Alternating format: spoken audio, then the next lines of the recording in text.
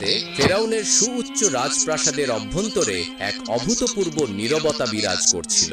এই নীরবতা ছিল আশঙ্কা, সাহস ও গভীর বেদনার সংমিশ্রণ। বিবি আসিয়ারা ফেরাউনের স্ত্রী হওয়া সত্ত্বেও যার হৃদয়ে ঈমানের আলো প্রজ্বলিত হয়েছিল, তিনি তার পালক পুত্র হযরত মূসা আলাইহিস সালামকে গোপনে বিদায় জানাচ্ছিলেন। দীর্ঘ এবং উষ্ণ আলিঙ্গনের পর যখন মূসা আলাইহিস সালাম রাজপ্রাসাদের ছায়া ছেড়ে রাত্রির অন্ধকারে পথ চলতে শুরু করলেন, বিবি আসিয়া তখন প্রাসাদের উঁচু জানালা কিংবা প্রবেশদ্বারের আড়ালে দাঁড়িয়ে ছলছল চোখে কেবল তার গমন পথের দিকে চেয়ে রইলেন। প্রতিটি পদক্ষেপ, প্রতিটি ছায়া যেন তার হৃদয়ে গভীর এক রেখা টানছিল। দীর্ঘক্ষণ পর যখন মূসা আলাইহিস সালাম দৃষ্টির বাইরে চলে গেলেন, তখন বিবি আসিয়া এক বুক ফাটা দীর্ঘ নিঃশ্বাস ত্যাগ করলেন। এই নিঃশ্বাসে মিশেছিল মাতৃত্বের উদ্বেগ, ঈমানের দৃঢ়তা এবং এক অসীম নির্ভরতা। অশ্রুসিক্ত নয়নে তিনি পরম করুণাময় আল্লাহর কাছে নিবেদন করলেন, হে মাবুদ, এই মুহূর্তে তোমার এই বান্দাটি সম্পূর্ণ আত্মীয় বান্ধবহীন। এই বিশাল পৃথিবীতে সে একা। আমি তাকে তোমার হাতেই সমর্পণ করলাম। হে সর্বশক্তিমান, তুমি একে প্রতিটি বিপদ আপদ হতে রক্ষা করো এবং তার অভীষ্ট লক্ষ্য অর্জনে সহায় হও। পরদিন সকালে যখন রাজপ্রাসাদ দিনের আলোয় আলোকিত, ঠিক তখনই ঘটল সেই চরম মুহূর্ত। মূসা আলাইহিস সালামের অনুপস্থিতির খবর পেয়ে ফেরাউনের নির্দেশে শাহী মহলে কতিপয় সশস্ত্র ক্রুদ্ধ লোক এসে উপস্থিত হলো। তা মূসা আলাইহিস সালামকে পাকড়াও করার উদ্দেশ্যে তার শয়ন কক্ষে প্রবেশ করলো, কিন্তু ঘরটি ছিল শূন্য। সেই কক্ষে মূসা আলাইহিস সালামকে দেখতে না পেয়ে তারা রাজমহলের প্রতিটি কোণা, প্রতিটি কক্ষ, এমনকি প্রতিটি আড়াল তন্ন তন্ন করে খুঁজতে লাগলো। কিন্তু মূসা আলাইহিস সালাম ছিলেন আল্লাহের হেফাজতে, তাই তাদের সকল প্রচেষ্টা ব্যর্থ হলো। শেষ পর্যন্ত হতাশ হয়ে তারা বাদশাহের কাছে গিয়ে বলল, বাদশাহ জারামা, আমরা মোহনের সর্বত্র প্রতিটি গোপন স্থান খুঁজে দেখলাম, কিন্তু মূসা আলাইহিস সালামের কোনো চিহ্ন পেলাম না। আমাদের মনে হয় আপনার ভয়ে সে অন্য কোনো স্থানে পালিয়েছে, যার খবর আমরা এখনো পাইনি। তাদের এই কথা শুনে ফেরাউনের আর বুঝতে বাকি রইল না যে এটা তার স্ত্রী বিবি আসিয়ারই কাজ। তার মনের গভীরে সন্দেহের বীজ ছিল, যা এখন মহিরুমে পরিণত হলো। ফেরাউন নিশ্চিত হলো যে আসিয়া হয় মূসা আলাইহিস সালামকে গোপন করেছে অথবা তাকে নিরাপদ স্থানে সরিয়ে দিতে সাহায্য করেছে। ক্রোধে অগ্নিশর্মা হয়ে ফেরাউন তৎক্ষণাৎ তার সশস্ত্র বাহিনীকে নির্দেশ দিল, তোমরা মুহূর্ত দেরি না করে রাজ্যের সর্বত্র লোক নিযুক্ত করো। প্রতিটি পথে, প্রতিটি জনপদে তার খোঁজ চালাও। যে জীবিত বা মৃত আমার সামনে হাজির করো। ফেরাউনের কথা মতো তার সশস্ত্র বাহিনী মূসা আলাইহিস সালামের খোঁজে চারিদিকে উন্মত্তের মতো বেরিয়ে পড়ল। ওদিকে দেশের সীমান্তগুলো সর্বক্ষণই কঠোর সামরিক প্রহরায় পূর্ব হতেই ছিল। কিন্তু আল্লাহর অসীম রহমত যখন কোনো বান্দার সহায় হয়, তখন জাগতিক কোনো বাধাই তাকে আটকাতে পারে না। মূসা আলাইহিস সালাম আল্লাহর অনুগ্রহে জনৈক কৃপ্তির ছদ্মবেশ ধারণ করে ফেরাউনের সৈন্যদের চোখে ধুলো দিয়ে নির্বিঘ্নেই মিশর সীমান্ত অতিক্রম করে নিরাপদ গন্তব্য মাদায়ানে গিয়ে পৌঁছালেন। ফেরাউনের সশস্ত্র বাহিনী যখন মিশরের সর্বত্র খোঁজাখুঁজি করেও মূসা আলাইহিস সালামের কোনো খবর বা চিহ্ন পেল না, তখন তারা খালি হাতে ফেরাউনের রাজপ্রাসাদে ফিরে এলো। এই ব্যর্থতার ফলে মূসা আলাইহিস সালামকে সাহায্য করার সন্দেহে ফেরাউনের ক্রোধের শিকার হলেন বিবি আসিয়ার। ফেরাউন এমনিতেই আসিয়ার প্রতি ক্রুদ্ধ ও সন্দিহান ছিল, এবার সে তার উপর আরো বেশি ক্ষুব্ধ ও রুষ্ট হলো।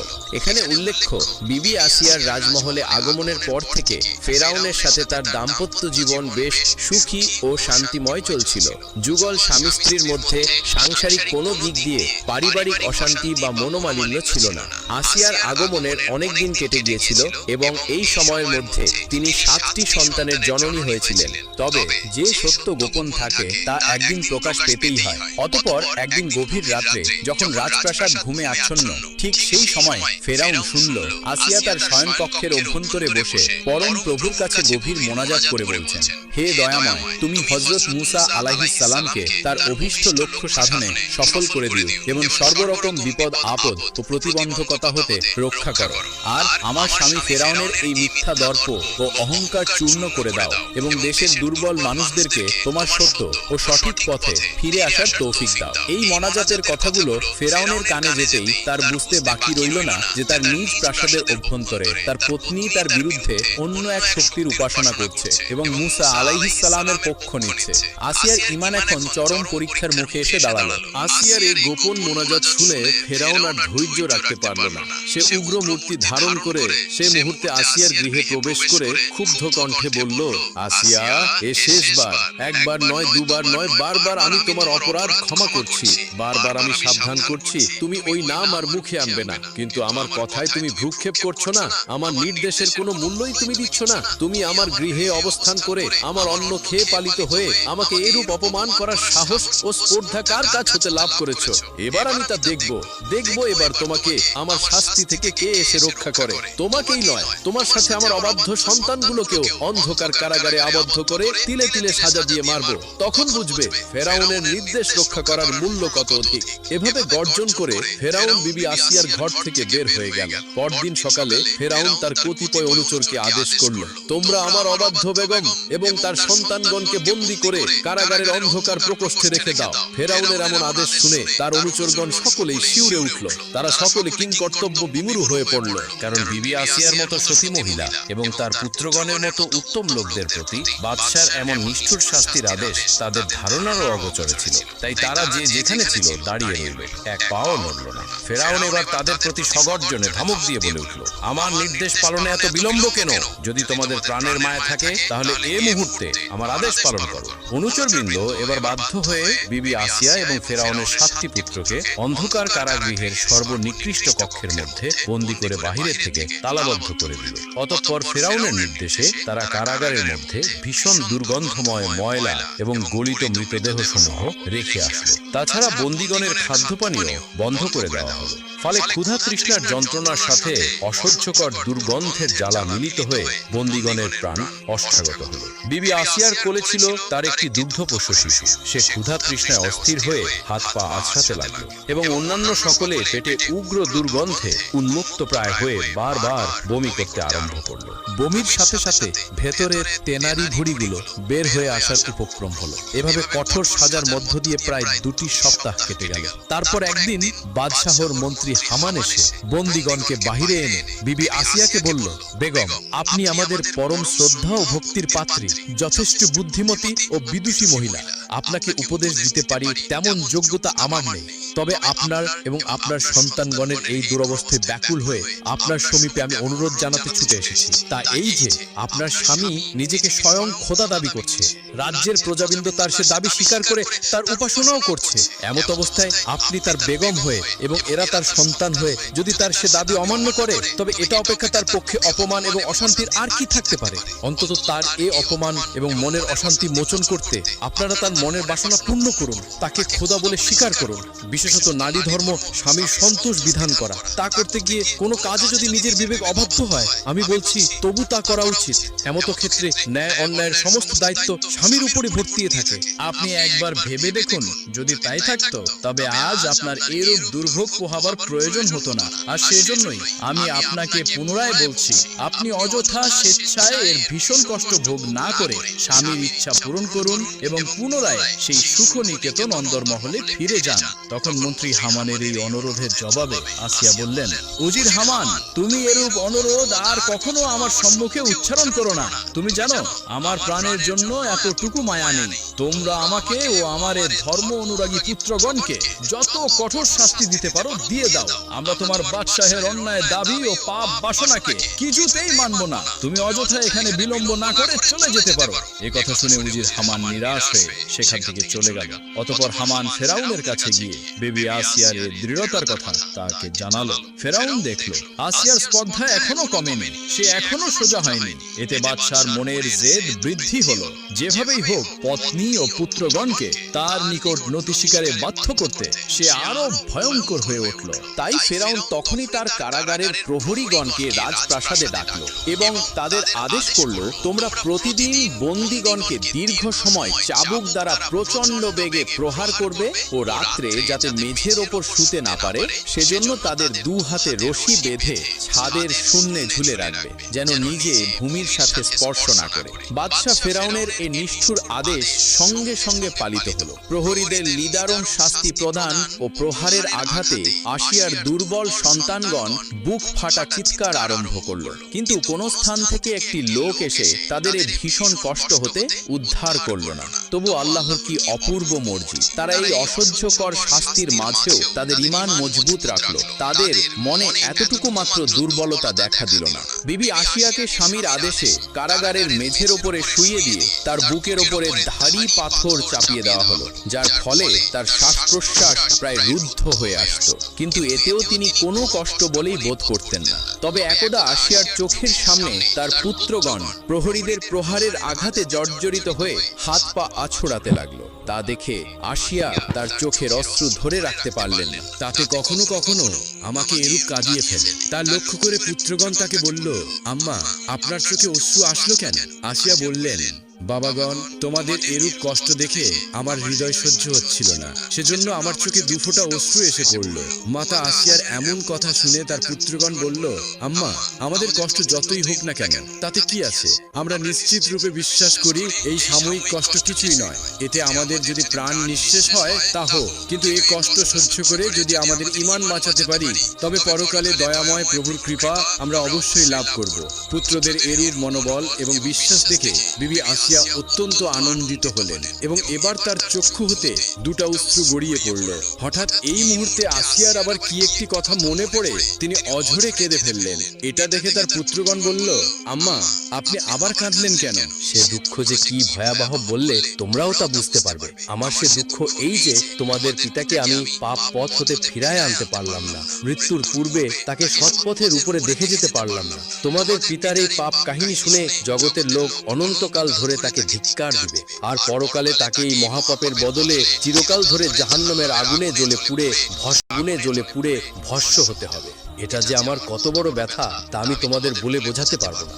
জননীর কথা শ্রবণ করে পুত্রগণ বলল, আম্মা, এজন্য এরূপ দুঃখ করে কি লাভ হবে? জগতে এসে যে যেমন কাজ করবে পরকালে সে তেমন প্রতিফল ভোগ করবে। যার অদৃষ্ট লিপিতে যা লেখা আছে তা নিশ্চয়ই ঘটবে, সেজন্য আফসোস করা বৃথা। ফেরাউন তার স্ত্রী আসিয়া এবং পুত্রদের প্রতি ক্রোধ যতই হয়ে থাকুক না কেন তাদেরকে প্রাণে হত্যা করা তার অভিপ্রেত ছিল না। তা থাকলে অনেক পূর্বেই তাদের প্রাণ হরণ করতে পারত। তার জিদি মনের আকাঙ্ক্ষা ছিল সে অসহনীয় নির্যাতন চালিয়ে এবং প্রাণনাশের আতঙ্ক সৃষ্টি করে তাদের নিকট হতে নিজের দাবির স্বীকৃতি আদায় করবে এবং এভাবে তাদেরকে জব্দ করে নিজের মনকে তৃপ্ত করে তুলবে। এই আশায় সে ব্যর্থ হয়েও সম্পূর্ণরূপে হাল ছাড়ল না। সে মন্ত্রী হামানকে নির্দেশ দিল প্রতিদিন একবার গিয়ে সে যেন আসিয়ার মত পরিবর্তনের চেষ্টা করতে থাকে। একদিন বাদশাহ ফেরাউন ও তার উজির হামান কারাগারের ভেতরে প্রবেশ করে নির্দিষ্ট কক্ষ হতে আসিয়াকে বাহিরে আনলো এবং তাকে লক্ষ্য করে বলল, মাননীয়া বেগম সাহেবা, বহুদিন আপনার কাছে আগমন করেছি এবং অনেক কথাই বলেছি। আজ শেষ দিন, আমি আপনার কাছে সে একই উদ্দেশ্য নিয়ে হাজির হয়েছি।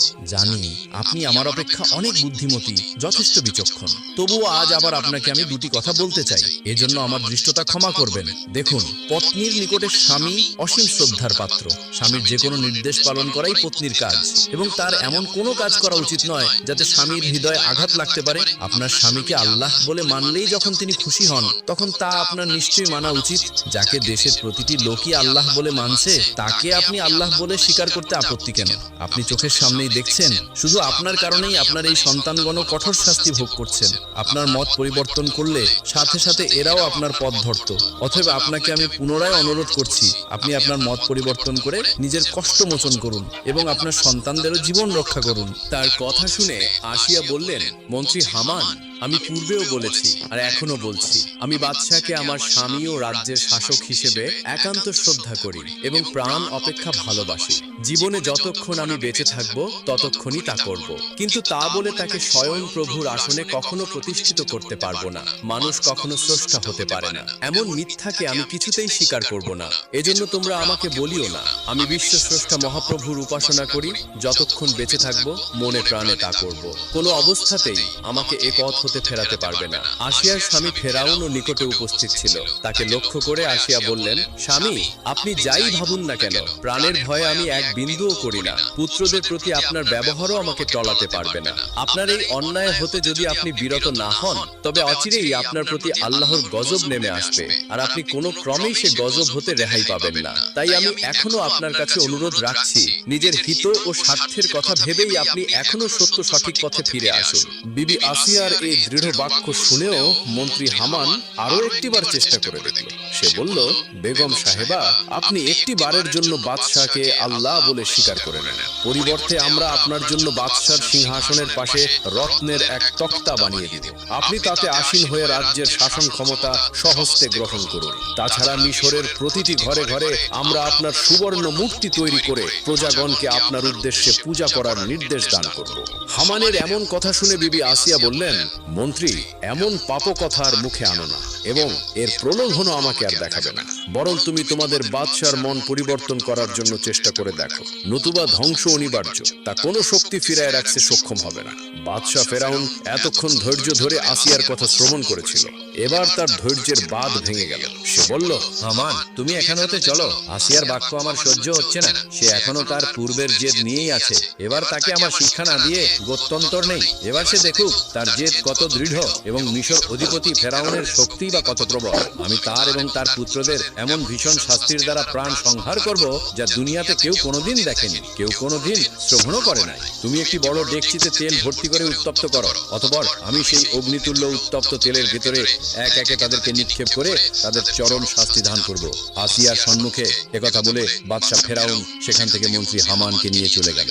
বাদশার সিদ্ধান্তে কেউ প্রতিবাদ করার নেই। মন্ত্রী হামান অনুচরগণের দ্বারা ডেকচিতে তিল ভর্তি করে তা উত্তপ্ত করতে আরম্ভ করল। ফেরাউনের এই পৈশাচিক সিদ্ধান্তের কথা তার রাজ্যের বালক থেকে বৃদ্ধ সকলেই শুনল। আসিয়ার মতো দয়াবতী ও গুণান্বিতা মহিলা তারা কোনোদিন দেখেনি। তিনি ছিলেন সমস্ত গরিব ও দুঃখী কাঙালদের কাছে সাক্ষাৎ জননীর মতো। তার স্নেহ ও দয়া লাভ করেনি দেশে এমন মানুষ বিরল ছিল। তারা সে আসিয়ার মতো রমণী এবং তার নিরীহ পুত্রদের এই ভয়াবহ পরিণতির কথা শুনে শিউরে উঠল। কিন্তু বাদশার এই সিদ্ধান্তের সমালোচনা বা এটার প্রতিবাদ করার মতো কেউ সমগ্র মিশরেও ছিল না। অতএব লোকজন শুধু স্তব্ধ হয়ে রইল। তবে আসিয়ার অনেক শুভাকাঙ্ক্ষী আসিয়ার নিকটে উপস্থিত হয়ে বলতে লাগলো, দেখুন, আমরা অজ্ঞান অধম, আপনাকে কোনো পরামর্শ দেই তেমন যোগ্য নয়। তবে এতটুকু বুঝেছি, যদি আপনি বাদশার মন এতটুকু জুগিয়ে চলতেন তাহলে আপনার এই নিরীহ পুত্র কয়টি রক্ষা পেতে পারত। আপনার নিজের প্রাণের মায়া না থাকলেও এই প্রাণ কয়টিকে রক্ষা করতে বাদশাকে আপনি খুশি করুন। কোনো লোক বলল, হে বেগম, আপনি হৃদয় থেকে বাদশাকে খোদা না মানলেও অন্তত তাকে মুখে একবার খোদা বলুন, তবু হয়তো বাদশা আপনার প্রতি খুশি হয়ে আপনার এবং আপনার সন্তানগণের ওপরে অনুকম্পা প্রদর্শন করবেন। তাতে আপনার জীবন রক্ষা হবে এবং আপনার পুত্রগণও অকালে তাদের মূল্যবান প্রাণগুলো হারাবে না। বিবি আসিয়া তাদের এই অনুরোধ শুনে কোনরূপ জবাব দিলেন না বা কোনরূপ কিছু মন্তব্য করলেন না। তখন তার দৃশ্য দেখে মনে হচ্ছিল তিনি যেন কোনো দূর জগতের গভীর ভাবনায় নিবিষ্ট হয়ে আছেন। এ জগতের ভাবনা, চিন্তা, ভয়, ভীতি, আশা, আকাঙ্ক্ষা সকল কিছুর ঊর্ধ্বে উঠে সর্বরকম মুক্ত হয়েছেন। দেখতে দেখতে লোকে লোকারণ্য হয়ে গেল। সকলেই বাদশাহর মহিষী ও পুত্রগণের সে শাহী মহলের প্রাঙ্গণে এসে সমবেত হলো। কিন্তু কারো মুখেই কোনো কথা নেই, কোনোরূপ সারা শব্দ নেই। ভীষণ আতঙ্কিত এবং কম্পিত মনে সকলে নীরব নিস্তব্ধভাবে হৃদয় বিদারক দুর্ঘটনা সংঘটিত হবার সময়ের জন্য অপেক্ষা করতে লাগলো। ক্রমে সময় আসন্ন হয়ে আসলো। এদিকে বিরাট এক উনুনের উপরে ডেকচি ভর্তি তেল অগ্নির উত্তাপে টকবক করে ফুটছিল। বিবি আসিয়া এবং তার পুত্রগণকে কারাগার থেকে বের করে ডেকচির নিকটে উপস্থিত করা হলো। এ সময় মন্ত্রী হামান একবার আসিয়ার নিকটবর্তী হয়ে বলল, বেগম, শেষ মুহূর্ত, সমস্ত এখনো সময় আছে, একবার বেতন করবেন কিনা আমি আপনাকে এখনো অনুরোধ করছি। আপনি একবারের জন্য বাদশাকে আল্লাহ বলে নিজের এবং আপনার পুত্রগণের অমূল্য জীবন বাঁচিয়ে রাখুন। মন্ত্রীর অনুরোধের জবাবে আসিয়া অত্যন্ত ধীর এবং শান্ত স্বরে বললেন, হামান, তুমি বারবার আমাকে একই অনুরোধ করো না। মিথ্যাকে আমি কোনো প্রকারে সত্য বলে স্বীকার করতে পারবো না। এ বলে সে দু হাত উঠিয়ে আল্লাহর দরবারে মোনাজাত করে বললেন, হে মাবুদ, তোমাকে জীবনের শেষ প্রান্তে দাঁড়িয়ে প্রার্থনা করছি, তুমি আমার স্বামীর ভুল ভঙ্গ করে ও তার অহমিকা চূর্ণ করে তাকে তোমার পথের পথিক বানিয়ে দাও। ফেরাউন নিকটে উপবিষ্ট ছিল। সে হামানকে বলল, হামান, তুমি ওকে এখনো কিসের জন্য অনুরোধ করছো? ওর কোনো কথাই আমার সহ্য হচ্ছে না। ওই দেখো, সে এই মুহূর্তেও কেমন উক্তি করছে। তুমি আর বৃথা সময় নষ্ট না করে কর্তব্য সাধন করো। তখন হামান নির্দিষ্ট অনুচরগণকে নির্দেশ দিল। তারা সর্বপ্রথম আসিয়ার জ্যেষ্ঠ পুত্রকে ধরে উত্তপ্ত তেলের ভেতরে নিক্ষেপ করল। সঙ্গে সঙ্গে তার দেহখানা অগ্নিতুল্য উত্তপ্ত তেলে ভস্মীভূত হয়ে বায়ুর সাথে মিশে গেল। অতঃপর আরেকটি পুত্রকে এভাবে নিক্ষেপ করা হলো, তারও সে একই অবস্থা হলো। তারপর আরেকটি পুত্রকে নিক্ষেপ করা হলো, তার অবস্থা সেরূপ হলো। এভাবে একে একে আসিয়ার 6টি পুত্রকে উত্তপ্ত তেলের ভেতরে নিক্ষেপ করা হলো এবং তাদের দেহগুলি ভস্ম হয়ে ধোঁয়া আকারে বায়ুর সাথে উড়ে গেল। এ ভয়ঙ্কর দৃশ্য দেখে সমবেত লোকগণ হায় হায় করে উঠল। ভয় ও সন্ত্রাসে তাদের অন্তর থরথর করতে লাগলো, কিন্তু কারো মুখে কোনো কথা বের হলো না।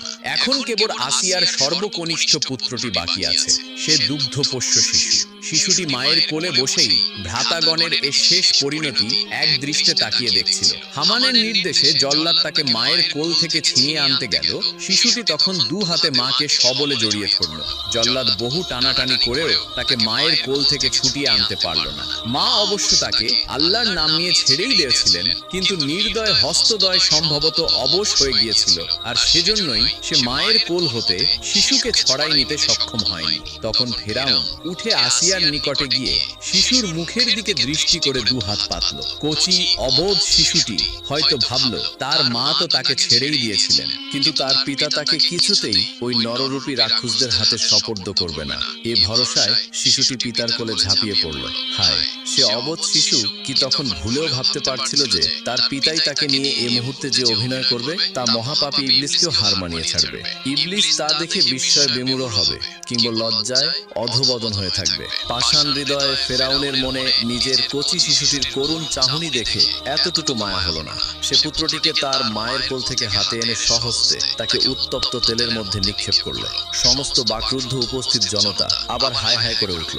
এবার তাদের সাথে মিশরের আকাশ, বাতাস, পশু পক্ষী, তৃণলতাও ওই একই আওয়াজে শরিক হলো। মুহূর্তে কচি ছেলেটির মাখনের মতো কোমল দেহটি উত্তপ্ত তেলে ভস্মীভূত হয়ে শূন্যে মিলে গেল। ঐশ্বর্য, প্রাচুর্য ও ক্ষমতার মোহে মদমত্ত ফেরাউন আজ এই যে মর্মবিদারক ঘটনার অবতারণা করল, তার সমগ্র মানব যতদিন এই পৃথিবীতে স্থায়ী থাকবে ততদিন শিহরিত মনে স্মরণ রাখবে এবং এই নিষ্ঠুর কলঙ্কিত কাহিনীর নায়ক ফেরাউনকে ধিক্কার দিতে